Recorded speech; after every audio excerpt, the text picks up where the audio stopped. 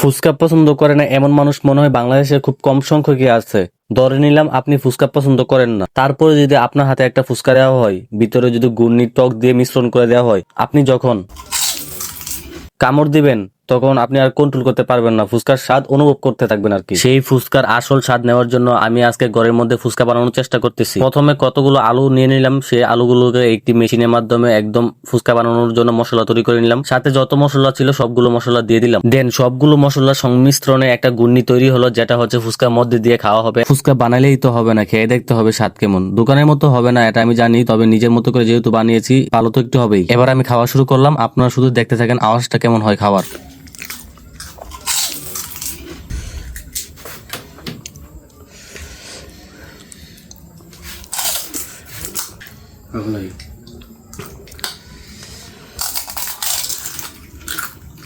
কে কে ফুচকা পছন্দ করেন আর কার পছন্দের খাবারের তালিকায় ফুচকা রয়েছে তা অবশ্যই কমেন্ট করে জানাবেন। ধন্যবাদ সবাইকে।